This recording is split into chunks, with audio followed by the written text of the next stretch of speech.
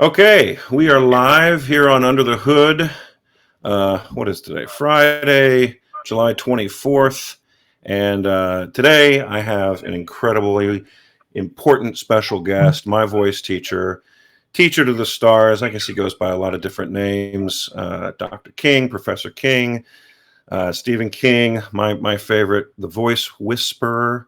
Not sure if he's aware of that, but let's bring him on here. Okay, I think he's about ready. All right, here we go. Hello. Hello. So today the audio is going to be a little bit of a challenge because we are unfortunately experiencing some technical difficulties. Of course, because of these bizarre times, we're all scattered across the country, and we're trying to make this work, but we're using the audio from a cell phone call while we're doing the video on this live stream. So hopefully people will be able to hear us. But anyway, let's get into it. So before you started teaching everywhere in the world, did you do your undergraduate degree at Auburn University? Is that right? I did. I'm wearing my proud ASU shirt today. Yeah. Fantastic. Hold on, let me see if I can get this volume up a little bit higher. There we go. I went to Auburn to study biochemistry and I ended up becoming a singer. I had no idea. Biochemistry. So how long did you stay in that? Yeah. How long did you major in biochemistry, or did you finish your degree in biochemistry? No, I was in it for a couple of years, and then I met my wife, who was a pianist, and little by little, they sort of reeled me into the music program. One thing led to another. Okay, so you ended up graduating with your Bachelor of Music degree, I guess, from Auburn? Right. Okay. And then you went on to do a master's in music at Florida State. Is that correct? I went to Florida State on the basis of a cassette tape sent to Roy Delp, who at that time was the longtime head of the program, and I got a handwritten letter, which I still have, that says, "You are accepted to my studio if you can get in this university." There you go. That would never happen today, right? Oh my gosh, how things have changed. It's unbelievable. Things have changed. And then did you stay there for your doctorate degree? No, when I finished at Florida State, I was beginning to get work as a singer. I was 25 or 26, and but I felt like I was married for a couple of years, 3 years actually, and felt like that, I needed to have a backup plan. And growing up in the Deep South and growing up around church music and singing, and but not thinking about it as a career, I said, well, maybe I want to teach at a school like Baylor or Sanford. I grew up in Birmingham, Alabama. Right. And so I ended up going to Louisville, which at that time, at Southern Seminary in Louisville, had a really great voice teaching faculty and a really good degree. And that was the doctorate was sort of the qualifier. And I thought, well, if I can get a doctorate and then keep singing and being around, pretty good sized metropolitan city, I'd be very happy. Yeah. Now, it turns out before I even finished the doctorate, I got my first teaching job. I went to one of those schools for 4 years, and I thought, wow, this is not for me.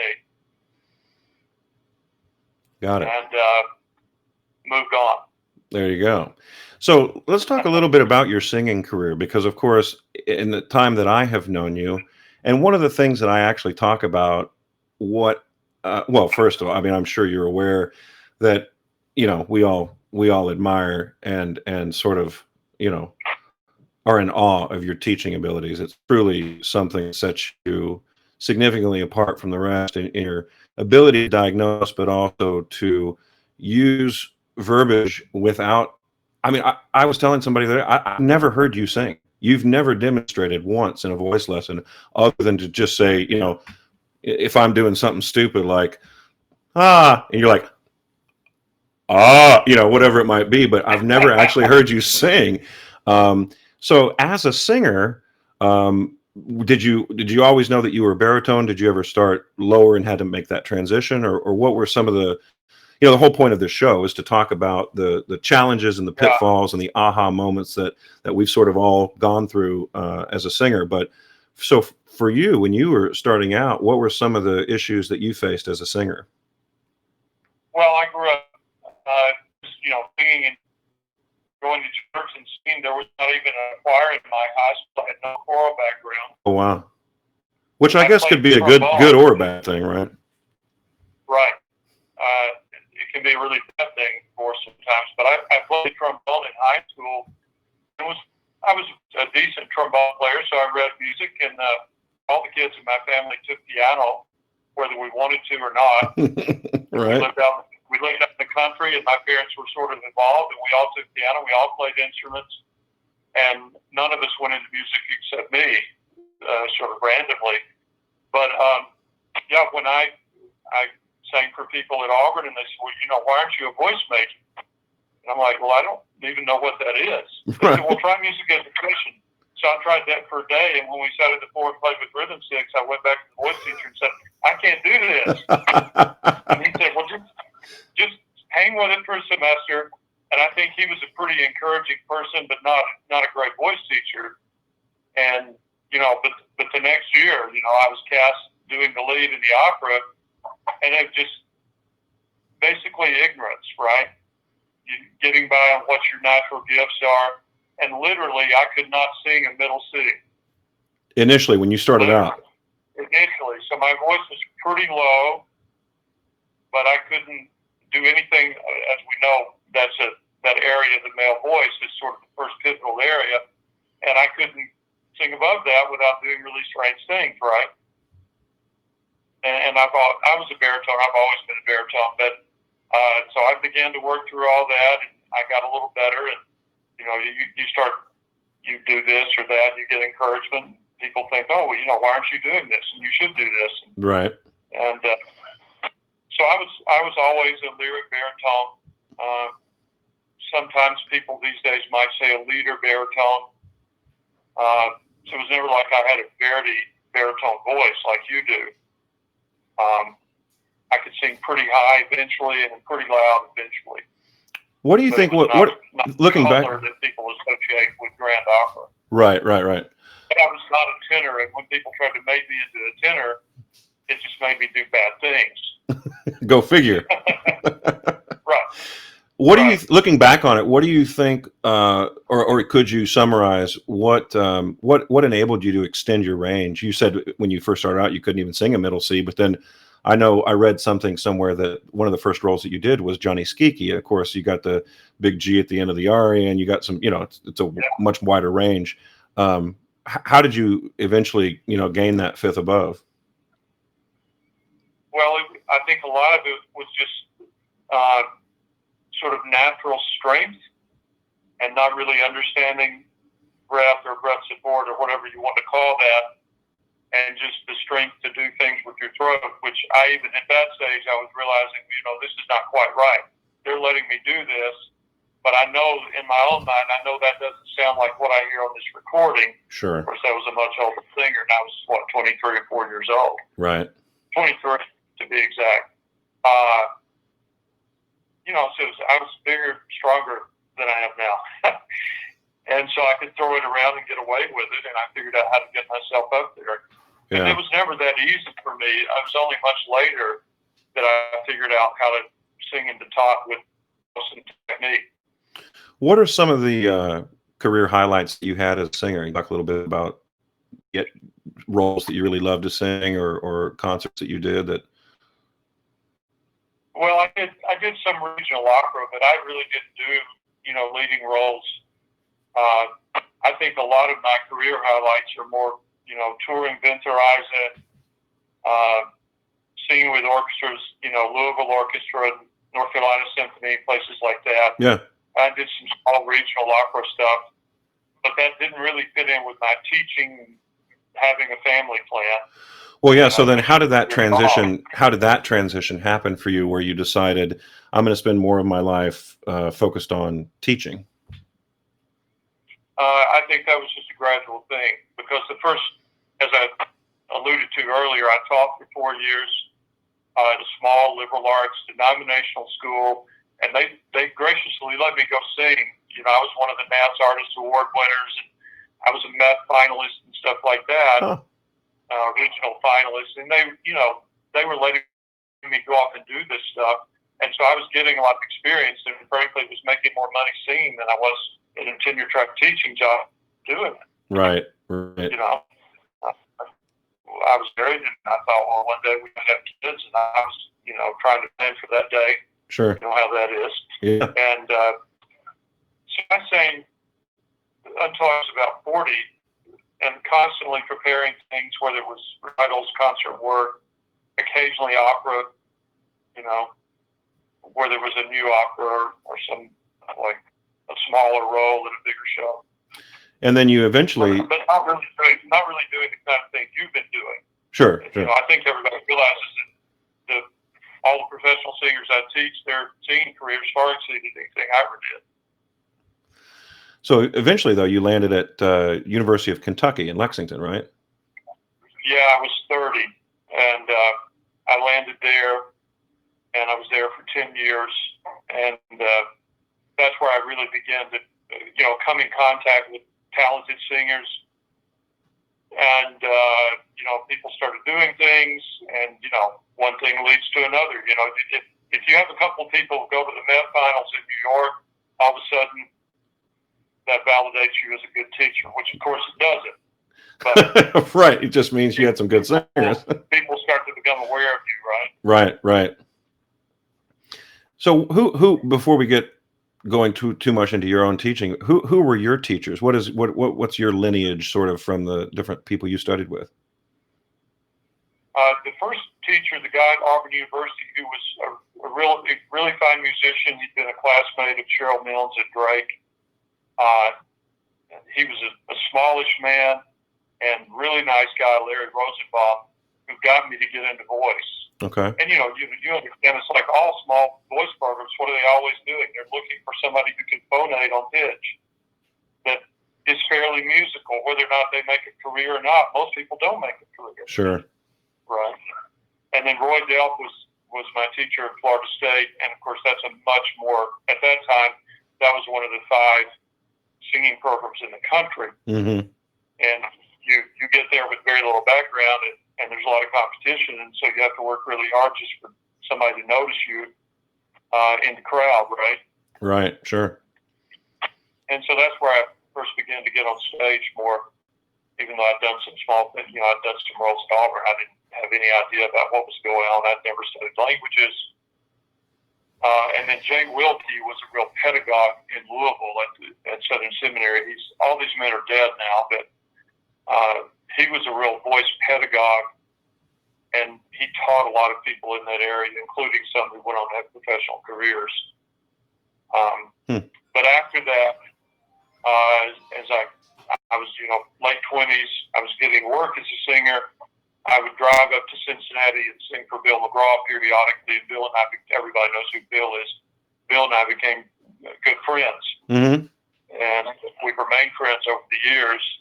And then I was in the first or second Nats Foundation program mentoring young teachers, and my mentor teacher was the great Shirley Emmons. Oh, wow. Who was truly a great mind and a great teacher. And she's the first person who said to me, one day you're going to be a really good teacher if you'll just do all this and listen to me, shut up, and stick with it. Isn't that the truth? Wow. And she really encouraged me. And before that, I just thought, I've got a really good university job. They're letting me sing all I want to. Yeah. And it's a nice life. Lexington is a beautiful place. I've got good students. I get to go sing. My family's here. We have a great family, and all is well. And then another move happened. You came down to Houston. Right. The students, some of whom are still singing, they were better than I was, and Houston heard some of those people from the studio. Mm-hmm. And one of those singers made the McCollum Finals one year. This would have been 2002, 2003. Okay. And I got a call the next day from the head of the studio, Diane Zola, who's become one of my close friends in the music business, asking me if I would come teach, if I would fly from Lexington and teach for the studio. And I talked to my wife, and I decided I wanted to do that. And then shortly after that, a couple of months, Rice became involved, and we came out, visited Rice, and decided after some time we would come to Texas. Yeah, it's not too bad of an establishment. Yeah, and all these other things I do, like Aspen Music Festival and Santa Fe Artists, LA Opera, Ravinia for many years, have all been a result of teaching in Houston. Yeah. Well, it's such a unique kind of boiling pot for I mean, I think it's technically the most diverse city in the entire country, but then on top of that, you have, like you said, a wonderful opera company combined with a variety of universities, but certainly the program at Rice, since you're coming there, has become sort of the place to be. And so it's kind of amazing the number of professional singers now that live in Houston, most of which who work with you, and so yeah, it's a pretty nice place to be. It's been a great place to be, and I just can't thank all people who came to Rice and had confidence in what we were doing, that have gone on professional singers. Yeah. And of course, the people in Grand Studio, and we all know who a lot of those people are. Sure. It was a great program for a long time. So it's been really a special now going into the 18th year. It's unbelievable. That's amazing. Right. How time flies, right? Right. So as a teacher, and I mean, you still, while I would say probably the majority of folks that you work with are at a certain level artistically and in their vocal development, do you notice particular trends that even from, like, let's say a master's level or an undergrad or a young artist, like at Houston, do you see specific trends of what those folks are actually needing to find out? Technically, I mean. Yeah, technically speaking, I think the arc of, people are getting married later, for instance, right? Things like that in society in general.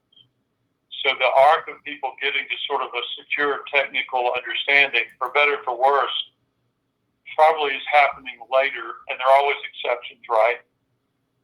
But because of the way we're set up in schools, universities, conservatories, we tend to sort of push down the road this sort of arrival at professional level singing.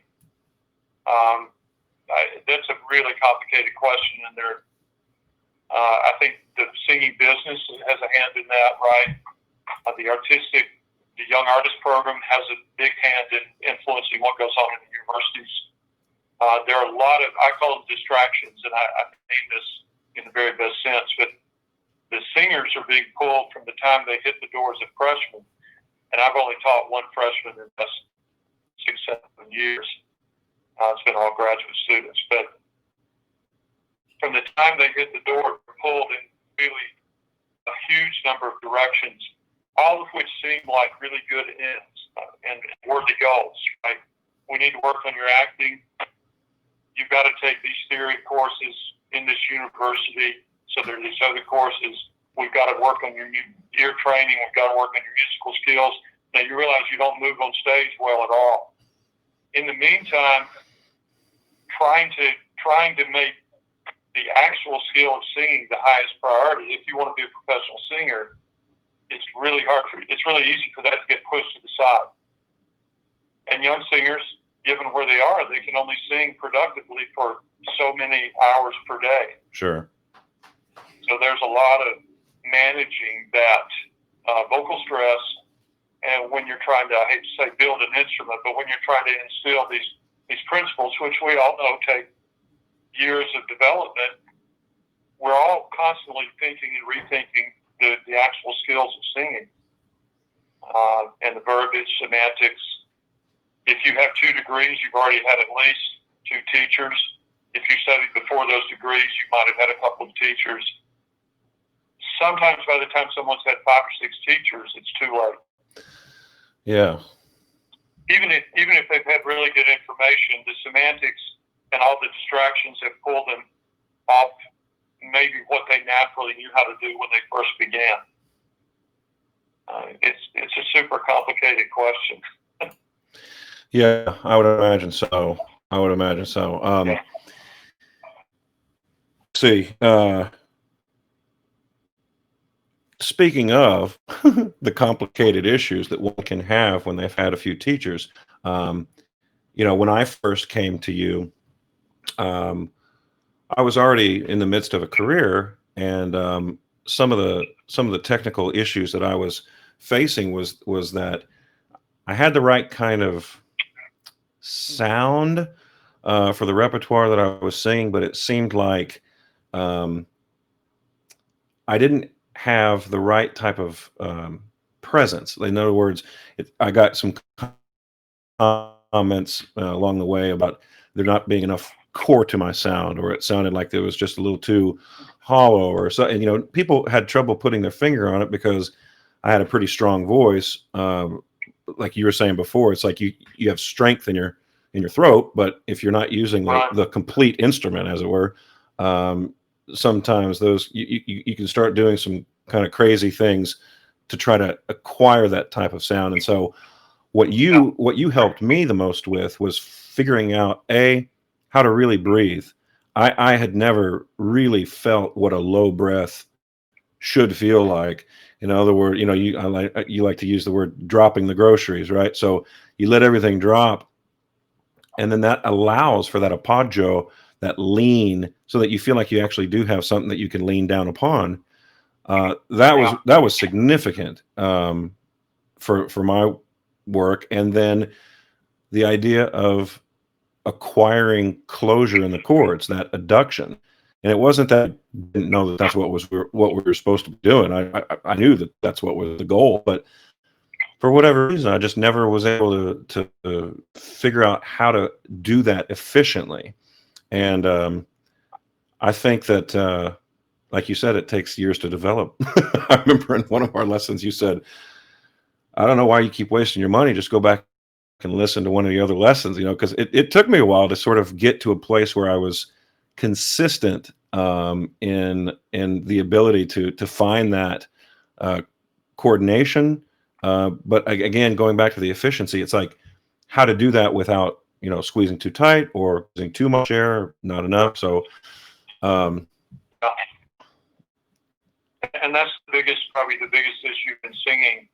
I gave a class to the Santa Fe young artists a couple of weeks ago, and we really broke down the facts of how this works. And I gave them some analogies. You said drop the groceries. I was talking to them about breathing behind the abdominal wall and reminding them of what that really feels like, and then the fact that your diaphragm is attached to the bottom of your rib cage. And so even though you can't feel your diaphragm and you can't tell your diaphragm what to do, that's the attachment along with the single tendon. You can't feel those things, but you feel the result of those things in your body if you understand that action. And then you've got to maintain that action, which I liken to an elf hanging. You said drop the groceries.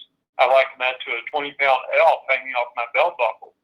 So I'm not sticking my stomach out, but once I know that very specific feeling that pulled my rib cage open, drew air in, maintaining that allows me to control the release of air at the cords.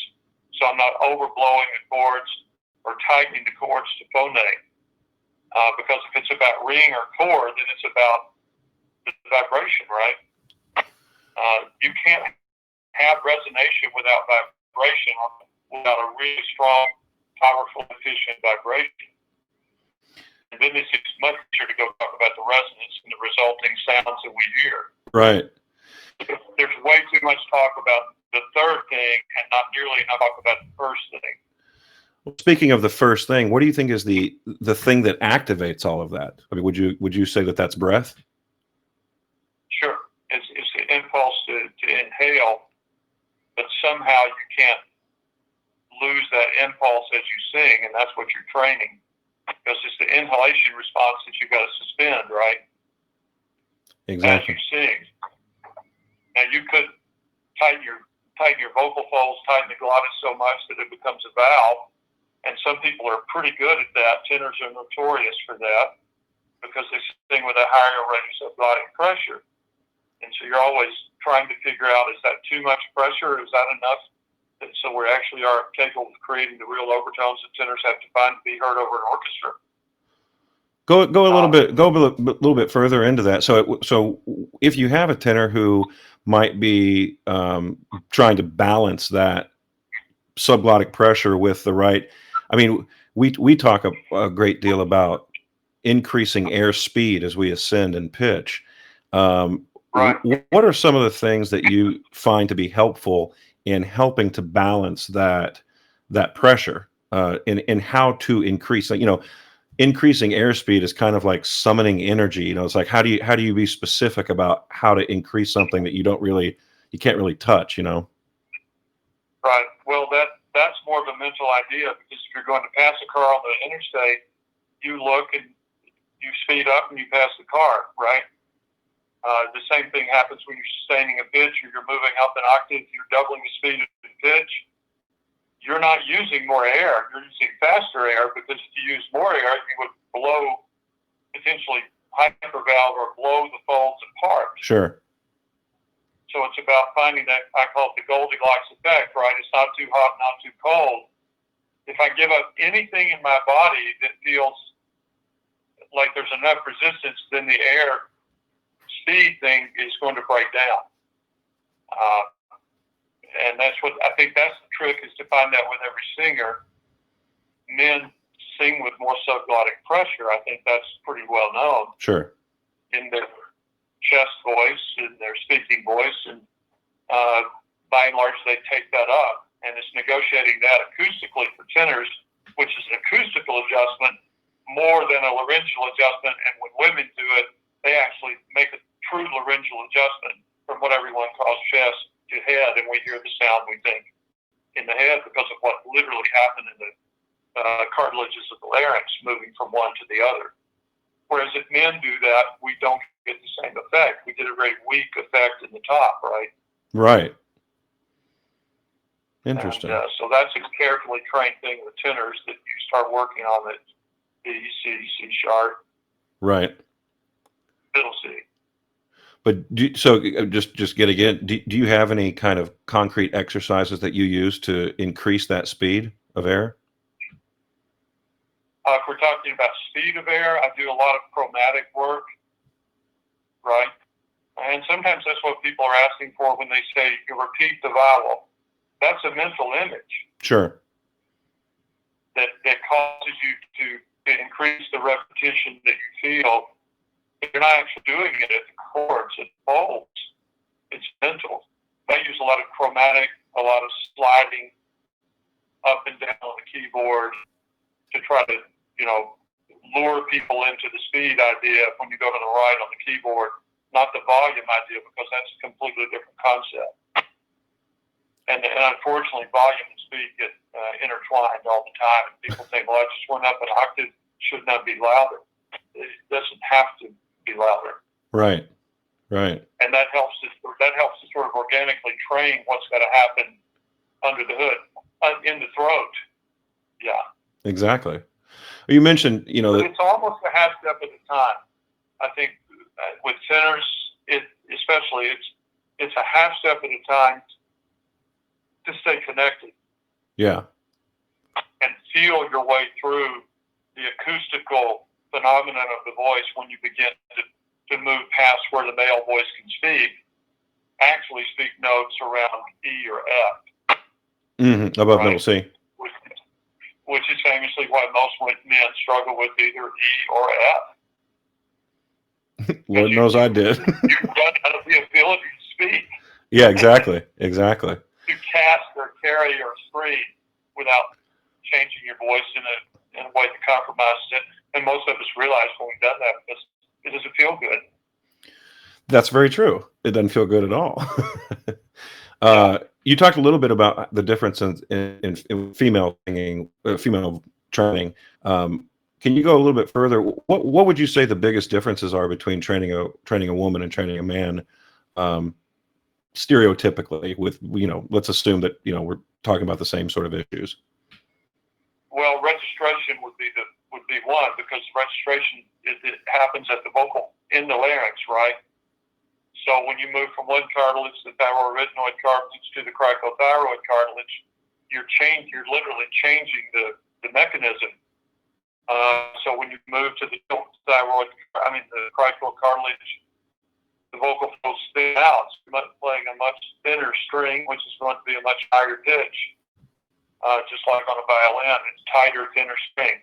Right. Carrying up the weight, people say, would be the thicker string, the thicker voice, the chest voice carried up too high, like we hear with pop singers or Broadway singers sometimes when they maybe are not well trained, and it's quite loud, but not necessarily serviceable for going high in opera. Sure. It's not serviceable for going high in opera. Yeah. Yeah. So I think that's usually the biggest issue with sopranos or mezzos, or even the rare voices lower than that, is training that and getting every part of the registration to be connected to the breathing mechanism and support mechanism, because women can sing with a much broader span, typically a wider range by a fifth or sixth than most men. Right. In the true voice. Right. And many women have a more natural idea to begin with of their female voice than men do of their high voice. Sure. I would assume that they access that area of their voice more commonly and just even everyday sort of situations than men. Typically. We are always talking where we sing, which is why it's so hard to be heard if you don't know how to resonate, or if you don't know how to sing on the overtone. We're always talking where we sing, and women, by and large, are talking singing above where they speak. Right. Right. And so in our octave, it's much more difficult to be heard if we don't find the resonance by finding the chord, which is the ring, which is at the vocal folds. So to me, it all gets back to that initial onset of air and chord closure, or close phase, if you want to go into the more technical terms, and finding that sweet, neat, perfect sort of onset, which gives you balance. Right. Not too hot, which too pressurized feels like grunting, although sometimes men sound like that. Not too cold, which will be emitting too much air, gets really inefficient, gets really fatiguing, generates very little sound. Right. Well, we've got a little bit of time. Well, I guess the next thing that we should probably talk about is we're all in this, sort of bizarre time for singing, where most of the performing organizations that allow us to create this art have shut the door, at least in America. And while we're out on summer vacation from educational institutions, how has teaching for you been during these COVID times? I mean, a lot of us are teaching via Zoom, or trying to find ways to. Have you been doing that as well? I really haven't, and it's partly on purpose. So those months that we were fishing at Rice and Houston Grand Opera and LA Opera, seeing all the artists regularly every week through June, basically. And then my wife and I made a decision to come to Colorado, where we are every summer, and I've hardly taught anyone. I've been giving a lot of consultation advice to professional singers and people who are having things offered to them or taken away, as the case may be, and what do I do now? What's this going to look like 6 months or a year from now? Well, I really don't know. But those kinds of conversations, I think none of us really love teaching online. Sure. I do think if you're teaching a lot of singers who are working on the basic concepts, they're younger, or as someone that you taught for a long time, you know before they come on what the key things they tend to need to work on might be, and you might zero in on those things, but there's no way to hear, at least for me, the way I want to hear vowels, timbre, and many times I have to get these great voices to almost mark to get the sound that I want, that I know I want to hear in a big room, because when they're really singing, it doesn't matter what mic it is, it's going to overblow the mic. Yeah. And that's before you can have any music added to it. And I've tried different things with people. I know that I don't like any of this. I'm going to go back in August, and I'm offering my assistant is preparing something now. I'm offering to meet my professional singers if they want to be met. Rice is going to allow us to meet them in the building in large spaces. LA is probably going to be a combination of things, and I may not go there for a couple more months, or even into the fall. But I'm going to offer professional singers, if they want it, time online beginning in August. I think most people would rather just text me and say, hey, you remember what we've worked on? Can you give me any advice? And I'm happy to do that, as opposed to trying to slog through an hour in this format. I don't find it very satisfying, to be honest. Yeah, I mean, it certainly presents its series of challenges, like you say. There have been, I mean, just for folks who are sort of tuning in and curious about different options. A colleague of mine and I, who works at UNLV, we were playing around with a variety of different things. Of course, Zoom sort of uniquely offers sound without compression, by being able to turn on original sound, and that way it doesn't, hinder the background noise and so forth. But even better than that, there are some free audio streams. There's one called cleanfeed.net. I don't know if you tried that at all. And then there's what's actually really exciting, this thing called SoundJack, which allows for synchronous music to take place. In other words, you could be playing the piano and I could be singing in real time.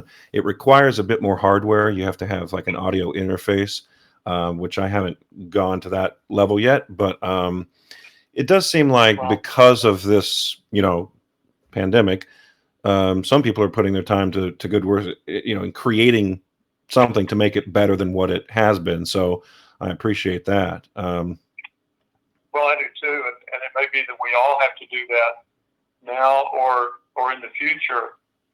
I just find that for most of the people I teach, we could have a conversation, and of course, I teach more than 100 professional singers.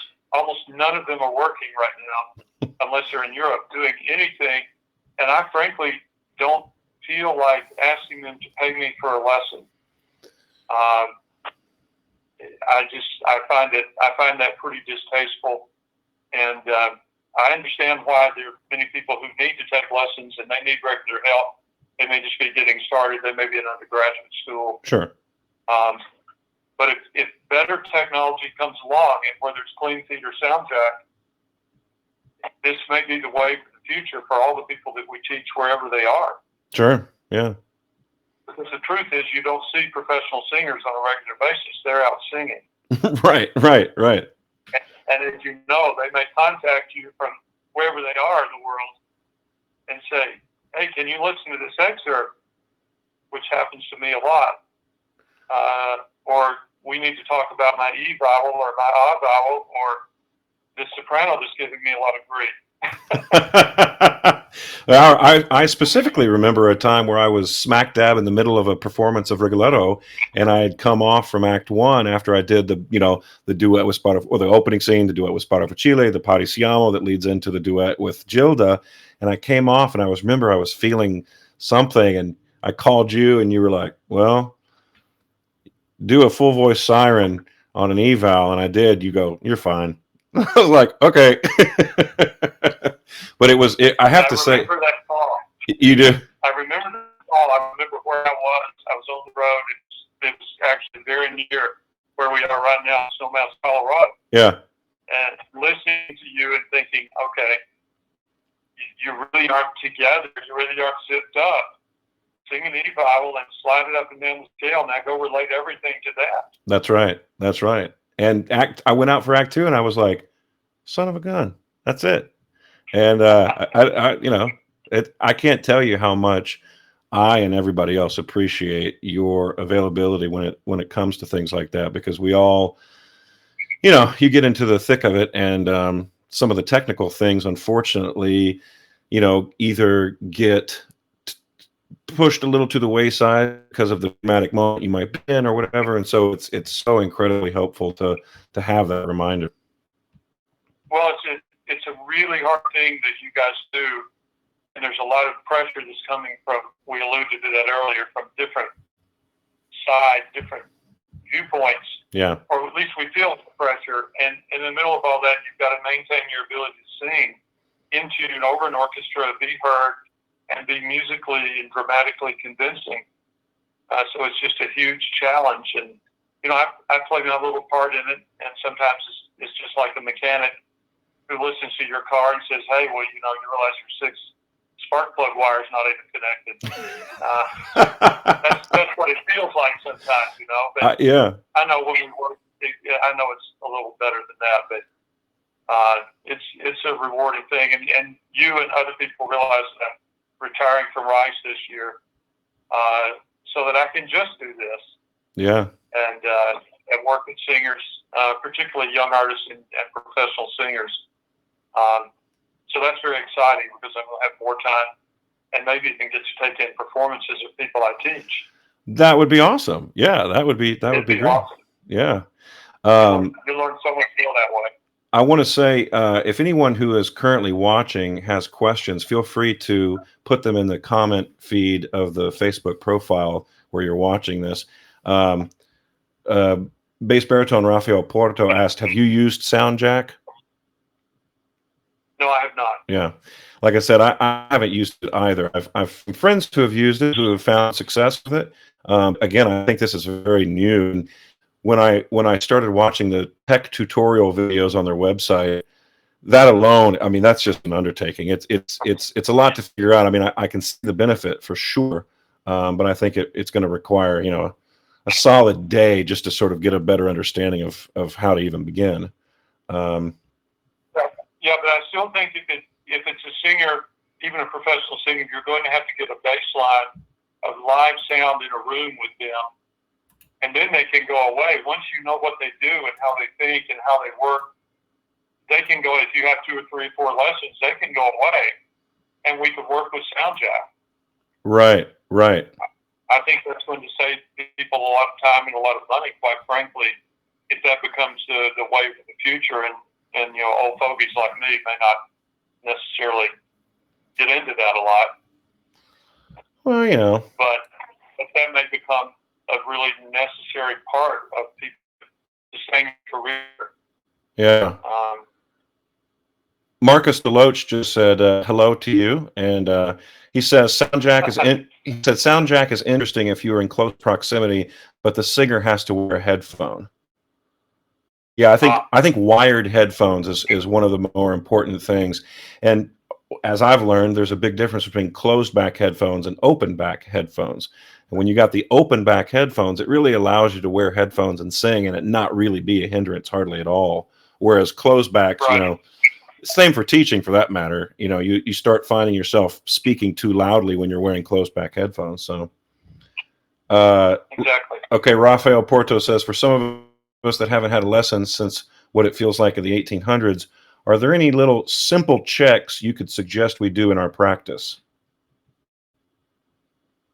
Well, my master class with the Santa Fe Young Artists a couple of weeks ago was the techniques of straw singing or semi-occluded vocal tract singing. Every singer should understand, whether they use the straw or not, should understand the concept, because it lowers the threshold of air that it takes for you to phonate properly. And that's the whole thing behind great singing.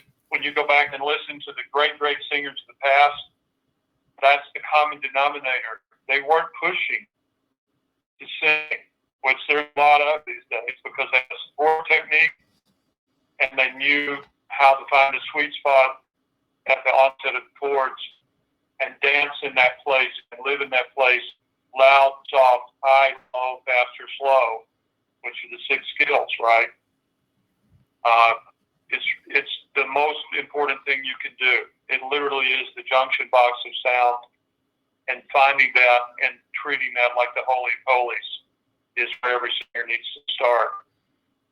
If you don't have a straw and you're doing lip trills and raspberries, those are semi-occluded vocal track, but you still have to do it well and have to sing every note, every chromatic or diatonic note on the support, or you lose the feeling of being able to manage anything above the gloss. So talk a little bit about that. What, when you're singing through the straw and you're singing with this semi-occluded vocal tract, what is it what is the benefit there? What is it actually doing? It's allowing you to feel a couple things. First of all, maintaining the connection to your body, because if you do the straw and you can touch the end of it and sound stops, you're right. But if you're going, you're wrong. There's too much air coming through the chords. And then when you do that, you can almost feel a specific shape that's happening above the chords in the throat and to the top of the back of the throat, which we would all term resonance tone, resonance chord. Sure. You can feel what's sympathetically vibrating, and then as you move your tongue with that, you're like, okay, less changing where resonance wants to go, which is vowels. So then you can begin to move into you can sing vowels through the straw. There are all kinds of things you can do with it. I guess the limitation, is your mouth is closed, and we don't sing with our mouth closed and sing. Right.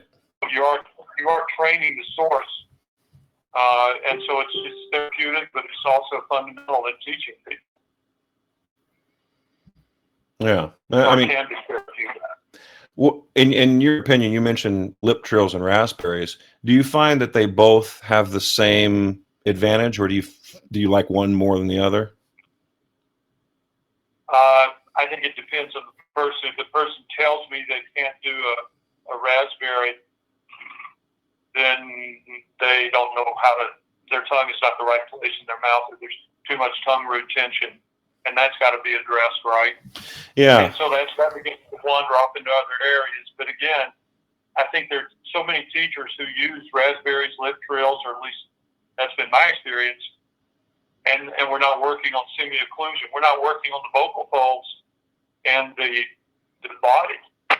And to me, I don't know how you can do this if that's not what you're working on. Right. Well, I mean, what I found is that with lip trills, it's very easy to sort of get off, like you say, get off your body. It's very easy to just, which would be the equivalent of singing through the straw and letting it not, if you plug the end of it, you can still keep making sound. So for me, with the raspberry, it feels far more identical, really. Yeah, exactly. Yeah. You can feel that. It's more included. And it gives you a more realistic idea of what the tongue's supposed to feel like in the mouth.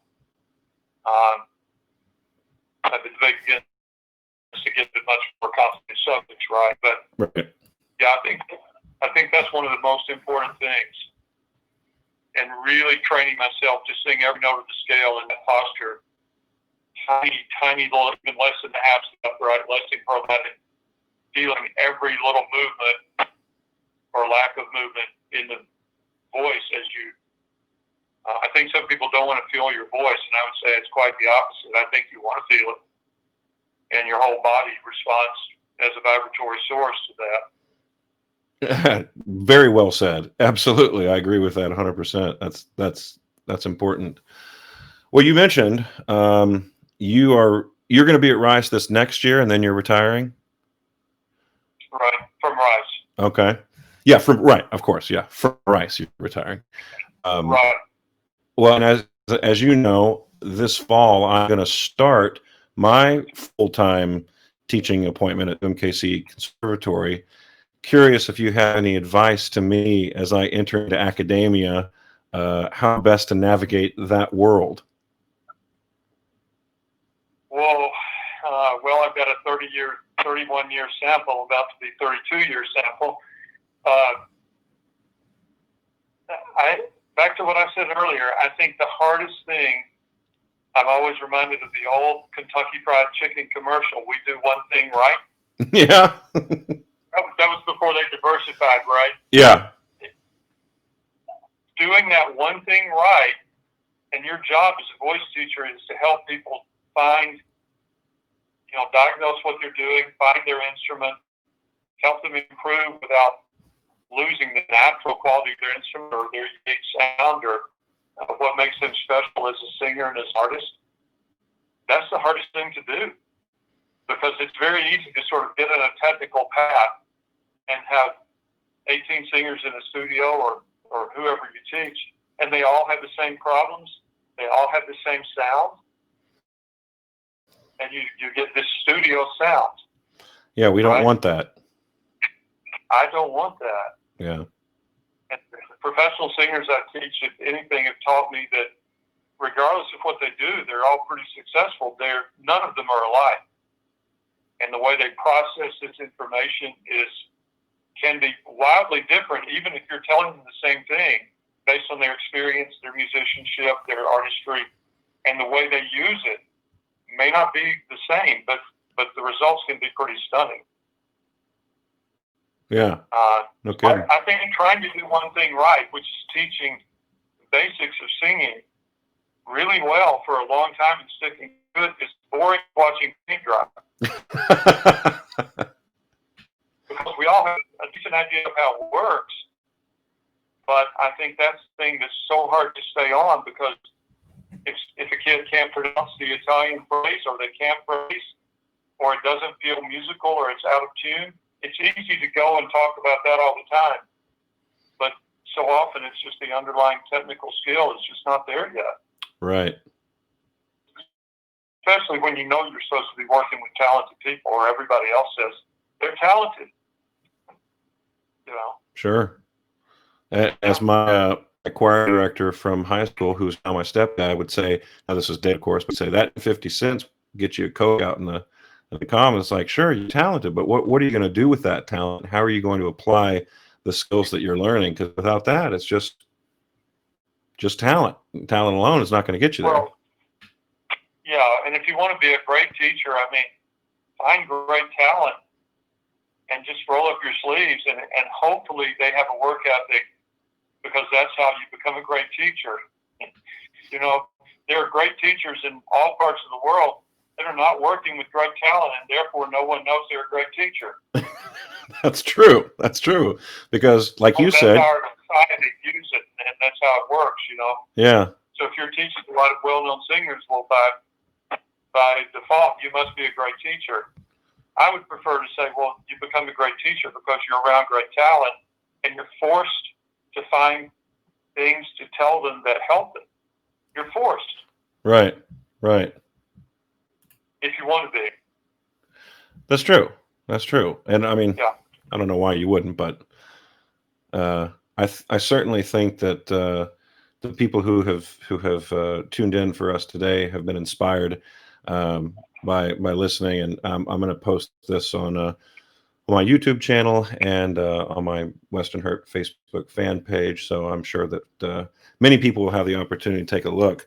I can't thank you enough for being here, and it's good to see your face. Thank you. Yeah, absolutely. Yeah. And thank you so much to those who tuned in and listened. Yeah. We appreciate it. Nicholas Brownlee says "Roll Tide." That's nice. I wonder when he would show up. He commented quite early on. I was just kind of going through here. But yeah, this is good. I really appreciate you being here and taking your time out of your day to do this. This is fun. Thank you. Yeah. Thank you so much for doing it, and hello to everyone. And to my professional singers, if you're listening, I will be back in Houston August 3rd. There you go. Call me if you need me, and we'll talk. No, I'm sure I'm going to be calling. So, All right. Well, have safe travels back to Houston, and enjoy the rest of your time out in Colorado. And we'll talk soon. Thank you so much. Yeah. Thank you. Bye. Bye.